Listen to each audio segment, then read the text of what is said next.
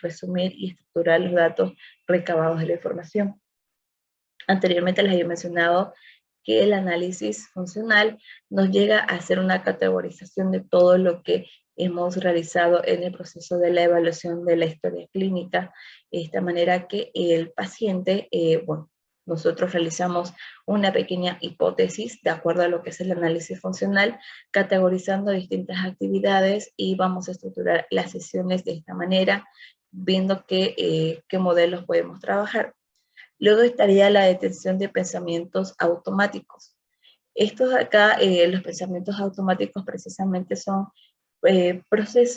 son productos cognitivos que son automáticos, no directamente los pensamos. Es como si ahorita preguntara ¿cómo te sientes hoy? No vamos a hacer un procedimiento súper largo, simplemente vamos a decir estoy bien o estoy mal, me siento bien, me siento mal, directamente. Entonces, son procedimientos automáticos que simplemente decimos hola, ¿cómo estás? Pero no entendemos por qué preguntamos hola, ¿cómo estás? Solo sería hola y luego sería la siguiente oración, ¿cómo te encuentras? ¿Cómo estás? Entonces, esto es lo que vamos, lo automático, que no hay un procedimiento previo, directamente se llega a ejecutar. Luego está la programación y control de la actividad, que esta sería la escala de dominio del placer. El control de actividades y su programación es una estrategia de la cual el terapeuta sirve para identificar conductas inadecuadas y reforzar las conductas productivas. Muchas veces el paciente llega se puede decir, a realizar actividades que no deben realizarse. Entonces, ahí es nuestra manera de intervenir, de sustituir estas actividades que no aportan a la sesión, que no aportan a la intervención, deben ser sustituidas por otras más productivas y positivas, de manera que nos pueda complementar a lo que es la intervención. El role player, precisamente el juego de roles, se identifica una manera, en una de las técnicas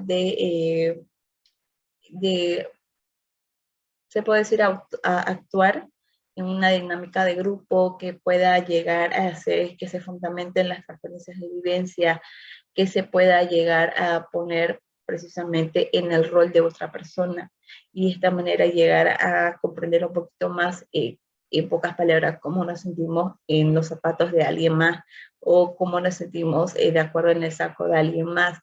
Pero esto siempre se basa como una manera de complementación a la terapia, no simplemente de una manera, se puede decir, cotidiana de decirlo, sino que podamos contactar, podamos tener ese contexto en el que él pueda considerar cómo se siente la otra persona, cómo puede llegar a sentirse él, y aceptar un rol que quizás antes no lo había pensado, y ahora lo va a realizar y va a hacer un procedimiento, va a estudiar el guión, va a ver las características de la persona, va a tener una amplitud mucho más grande y va a poder comprenderla de una mejor manera ya vivida que solo teórica. Y luego contamos con lo que son los conceptos fundamentales, que en ellos tenemos la cognición, que es la valoración de acontecimientos hecha por el individuo y referencia de eventos temporales, actuales o esperados. Son pensamientos e imágenes de los que podemos ser conscientes o inconscientes. A esto los acotábamos que precisamente Aaron Beck nos menciona mucho lo que son los esquemas cognitivos, los productos cognitivos, y también tenemos, creo que son solo esos.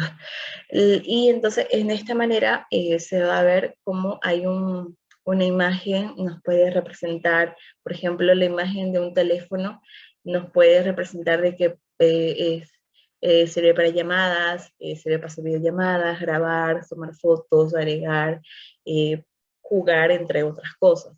Entonces, esto es el procedimiento en los procesos cognitivos y que se asocia precisamente a lo que es la cognición. Luego se encuentran los pensamientos automáticos, que son productos cognitivos, estos que ya se los he mencionado antes, justamente que varían a la función, a la situación, a la mente de las personas o un cambio de estado, lo denominaba Beck-Concler en 1988. Estos pensamientos que sin pensarlos se ejecutan directamente o si no, llegamos un poquito a demorarlos, pero los realizamos de la misma manera. Es algo más innato, así se puede decir flash, es como que te pregunten, como antes le decía, ¿cómo estás? Tú respondes como que bien o mal, de esta manera más se puede decir rápida, automática. Luego estarían las distorsiones cognitivas. Estos son los errores en el procesamiento de información que se derivan en esquemas cognitivos o supuestos personales. Esto también lo mencionaba Beck-Concler en 1988. Estos errores de procesamiento de información se consideran un poco los sesgos cognitivos que uno se puede decir embarca su conocimiento en una sola cosa. Como lo vemos nosotros y ahí es donde nos quedamos, no tratamos de ver el otro lado de la caja y considerar los distintos puntos de vista de una mejor manera, son las distorsiones cognitivas, los errores del pensamiento que tenemos en algunos casos de simplemente cerrar el círculo sin antes verlo de alguna otra manera. Además, también Aaron Beck nos menciona lo que es la tríada cognitiva, que consiste en tres patrones de pensamiento que llevan al sujeto depresivo a considerarse a sí mismo, sus experiencias y su forma negativa. Como hemos mencionado, la terapia cognitiva conductual en sí hay mayor énfasis en lo que es la depresión, que lo había mencionado más que nada porque no había un enfoque que llegue a trabajar mucho el problema, que no solamente sea cognitivo, que no solamente sea conductual, que no sea solamente afectivo, sino que se abarque de una mejor manera.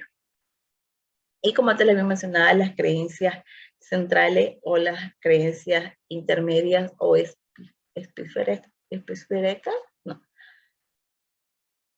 lo recuerdo muy bien ahorita, pero las creencias intermediarias. Justamente las centrales son fundamentales y profundas que no se suelen expresar ni siquiera ante mismos. Son consideradas por el sujeto como si fueran verdades absolutas, constituyen más esencial la creencia. Como lo había mencionado anteriormente, son globales, son más genéricas, son más amplias y de una manera que este es el resultado de los esquemas con la realidad. Las creencias intermedias son actitudes o reglas, presunciones que generalmente no se expresan, están entre las creencias centrales y los pensamientos automáticos. Se podría denominar un poquito más de lo que son tipo inconscientes, que no están expuestas de alguna manera libremente. Y eso sería todo de la terapia cognitivo-conductual. De Aaron Beck es más, ¿cómo podría decir? Complementando, la terapia busca los procesos cognitivos, cómo estos procesos se reflejan de acuerdo a la conducta, qué es lo que conlleva este proceso, cómo vamos a implementar este proceso y cómo vamos a llegar a cambiar este proceso para también asimismo tener un resultado en la conducta de una buena manera, una manera que sea más óptima, una intervención más adecuada, más justa y que sea a corto plazo, que ya que